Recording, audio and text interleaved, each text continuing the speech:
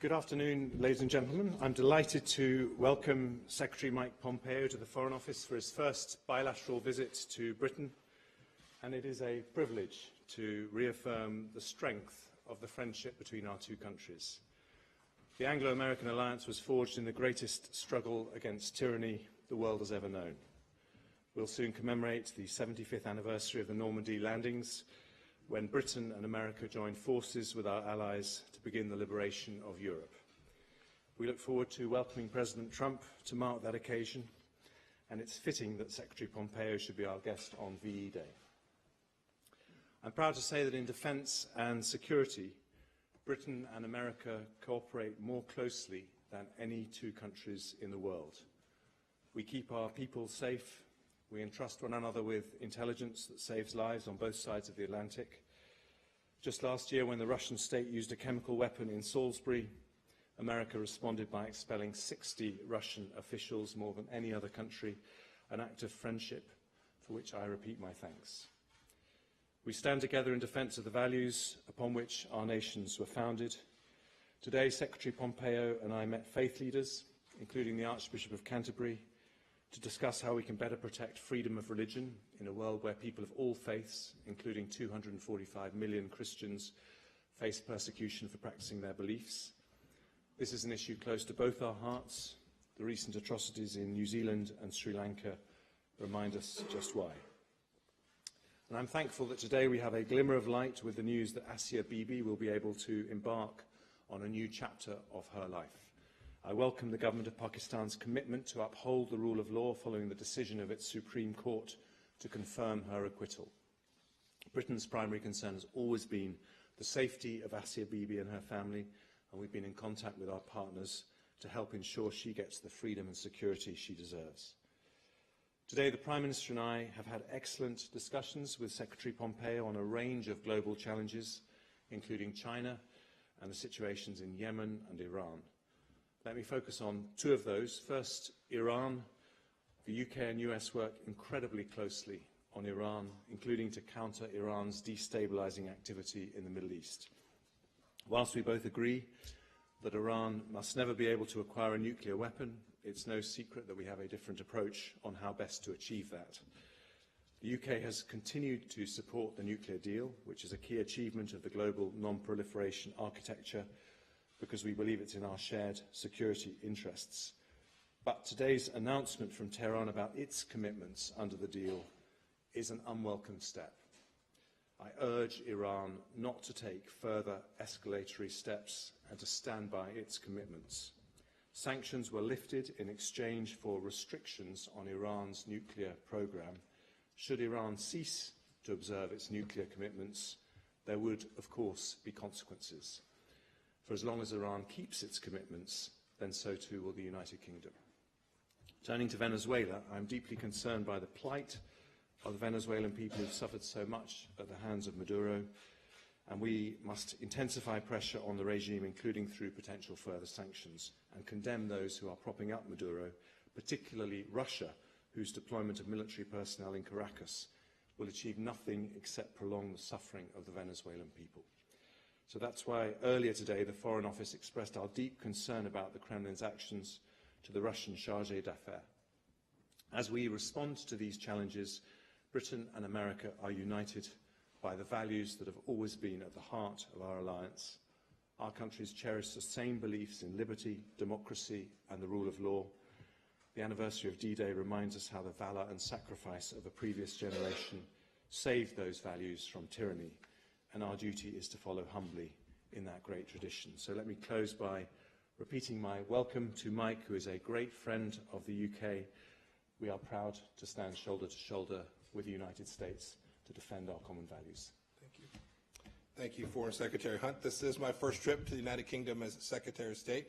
But Jeremy and I have met many times at many different places in the world, and we talk frequently by phone. You've truly become a great friend, and I know that you're a great partner to our collective desire to keep our two countries safe. It was my privilege to meet with you and with Prime Minister May. President Trump is very much looking forward to his visit here next month and commemorating D-Day with our great allies. It was evident in my conversations both with Jeremy and with Prime Minister May that the special relationship doesn't simply endure. It's thriving, despite what you might read in the papers. And we're ready to meet new challenges and face them together and seize on new opportunities together as well. Brexit has obviously been a hot topic here. I reiterated to the Prime Minister as well as to Foreign Secretary Hunt that it's the United Kingdom's sovereign and democratic choice on how it will proceed, but also that no matter what happens, the United States will continue our strong relationship with both the United Kingdom and the EU. Our great hope is that Brexit can be resolved soon because President Trump is eager to strike a bilateral trade agreement that expands on our #1 trade relationship. I've had the privilege as both CIA Director and now as Secretary of State to observe how the UK has been amongst our most reliable partners on a broad range of security issues. We are grateful for your support of our diplomacy and pressure against North Korea, your eagerness to contribute to the strength of the NATO alliance, and your leadership to resolve crises in Syria and in Yemen. The United Kingdom also has contributed mightily to the coalition to defeat ISIS. And as the attacks in Sri Lanka showed, we need to keep up that fight against radical Islamic terrorism. A key part of that fight is that every coalition member must take back terrorist fighters captured on the battlefield. Our nations have also stood side by side in confronting Russian aggression. We jointly held Russia accountable for the chemical weapons attacks in Salisbury of last year, and together we will continue to disrupt the hostile activities of Russian intelligence networks, uphold the prohibition of chemical weapons use, and defend our peoples against all forms of Russian aggression. The United States and the UK cooperate a great deal on regional security in Asia as well. That cooperation will be all the more necessary as China tries to shift the global balance of power in its favor. As a historic maritime power, Britain has shown leadership in standing up to China's unlawful behavior in the South China Sea, and we urge the British government to be equally vigilant and vocal against a host of other Chinese activities that undermine the sovereignty of all nations. China's Belt and Road Initiative is just one of these problems. China peddles corrupt infrastructure deals in exchange for political influence.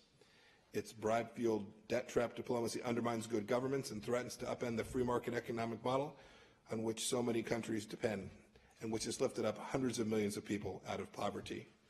If China can't conduct BRI with maximum transparency, it shouldn't do it at all. We hope the UK will insist on the same. We also discussed at some length the importance of secure 5G networks. I'll have a little more to say on that this afternoon, but I'm confident that each of our two nations will choose a path which will ensure security of our networks. Elsewhere in Asia, the United States unequivocally supports UK sovereignty over the British Indian Ocean Territory. Its status as a UK territory is essential to the value of the joint US-UK base on Diego Garcia and our shared security interests. We also had a forthright conversation on the Islamic Republic of Iran, and as Jeremy said, we share the same perception of the Iranian threat, and we are together trying to find new ways to work closely to combat that threat. Finally, and following up on the roundtable discussion that we had with faith leaders this morning, the Foreign Secretary and I discussed the importance of religious freedom. This is just one example of the commitment to shared values on which this historic relationship depends. We will continue to cooperate to protect the God-given right of human beings in all parts of the world to believe what they want to believe. We look forward to seeing the UK at the second annual Ministerial to Advance Religious Freedom, which I'll host in July. Thank you again, Foreign Secretary Hunt, for your hospitality, and I look forward to continuing to meet the challenges of our time together. We have time for a few short questions. First, James Landale from the BBC. Good afternoon. Foreign Secretary, can the Iran nuclear deal survive? What are you prepared to do to keep the Iran nuclear deal alive? And whose side are you on here, Tehran or Washington? And Mr. Secretary, if Iran enriches more uranium, what will the United States do? What further sanctions are you prepared to contemplate? And is there not a danger here that the more pressure that the United States places on Iran ends up not with Iran changing its behavior, but an increasing risk of war? Are you really prepared to contemplate the risk of war in Iran? I'll go first. On the Iran nuclear deal, It is a very important achievement of Western diplomacy that despite all the problems that we have in the Middle East today, Iran does not have nuclear weapons and its neighbours have not responded by getting their own nuclear weapons. And Secretary Pompeo and I are at one in agreeing that it will be a massive step back for that region if it became nuclearised. JCPOA is a deal, and in return for the lifting of sanctions, Iran has agreed to vital compliance measures.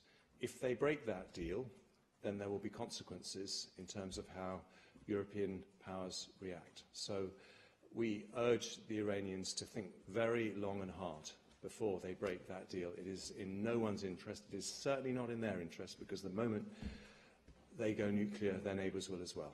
And so that's why this is a very serious moment, and we strongly urge them to reconsider what they said in their letter. So not far from here are the Churchill war rooms, where a leader of this great country stared evil in the face and recognized the threat which that evil presented to the entire world. We're working together to push back against that threat. Your question about whose side are you on, this is a parlor game that gets played. We're on the same side. We're on the side of values-driven democracy. We're on the side of freedom. We're on the side of creating a nation for the Iranian people where they can have religious freedom and they can have a democracy.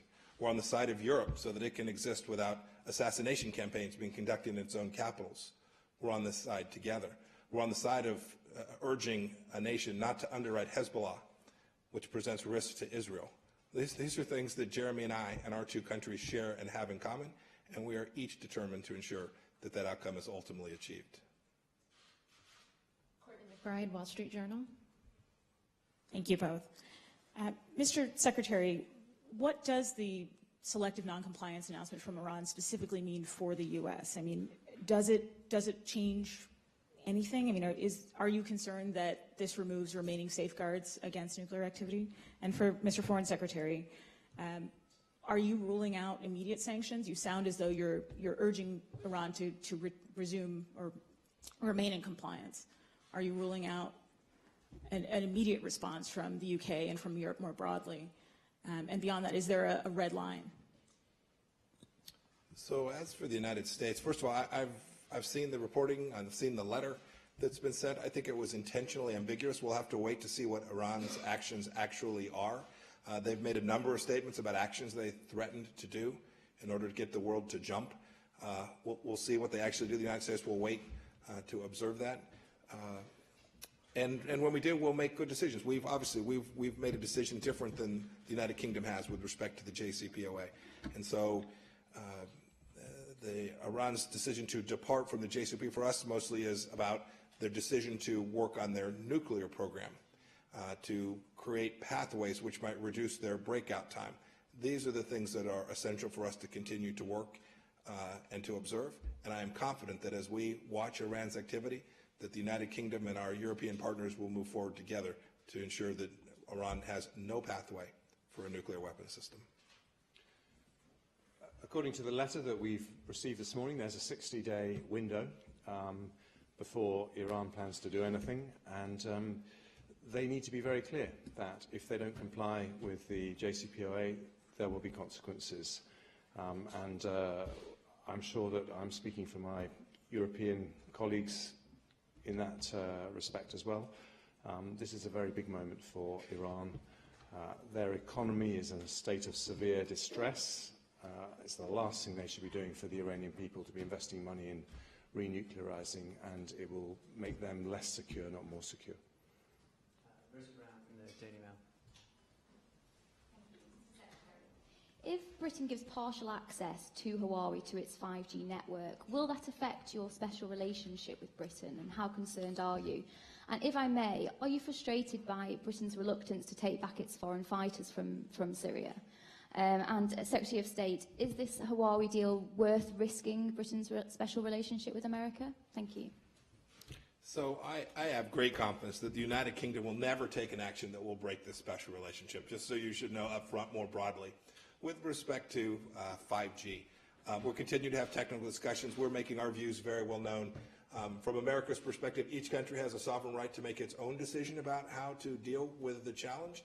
The United States has an obligation to ensure that places where we operate, places where American information is, places where we have our national security at risk, that they operate inside trusted networks. And that's what we'll do. With respect to foreign fighters, yes, we have an expectation that every country will work to take back their foreign fighters and continue to hold those foreign fighters. And we think that's essential. There are challenges that even go beyond that today. There are some 70,000 people at a camp there, some women and children. We've got to sort through that. There's very real risk. When I was in Baghdad last night, I spent a great deal of time talking with the Iraqi leadership about this and how we can all move forward together to ensure that our children and our grandchildren never have to fight these same terrorists again. We've rounded them up. They are now detained, and they need to continue to be detained so they cannot present additional risk to anyone, anywhere in the world. Just on that last issue, this is obviously a very important issue that we're working through very closely. We have to keep an eye on both the security of the United Kingdom, but also make sure there is due process, and we're looking at all the options available to us in this situation. With respect to Huawei and 5G, we have not made our final decision as a government. We are considering the evidence very carefully, but we would never take a decision that compromised our ability to share intelligence with our Five Eyes colleagues, or in particular with the United States. And we are absolutely clear that the security relationship that we have with the United States is what has underpinned the international order since 1945 and has led to unparalleled peace and prosperity. And the preservation of that is our #1 foreign policy priority. Katie Pavlich, Town Hall. Secretary Pompeo, what is your reaction to the European countries that remain in the JCPOA setting up special financial channels for Iran to continue doing business while avoiding the triggering of U.S. sanctions, especially given Iran's threats today of non-compliance with that deal? And Foreign Minister Hunt, where does the UK stand on Nicolas Maduro and the current crisis in Venezuela? Is the UK willing to go beyond condemnation and sanctioning if Maduro decides to stay? And I'd like to get your reaction to the endorsement of Maduro's dictatorship by Labour leader Jeremy Corbyn. I'd actually rather answer your second question. I will. I'm happy to address the question you put to me. Look, we've talked with the UK, Germany, and France about Instex. There are provisions in the sanctions we put in place that allow humanitarian aid and certain products to get into the country. We've said so long as that is the vehicle, that is a vehicle being used for that limited purpose, that non-sanctioned purpose, it's of course unobjectionable.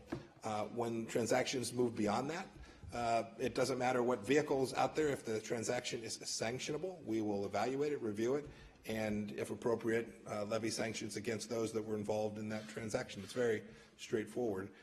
As for your second question, it is disgusting to see leaders in not only the United Kingdom, but in the United States as well, who continue to support the murderous dictator, Maduro.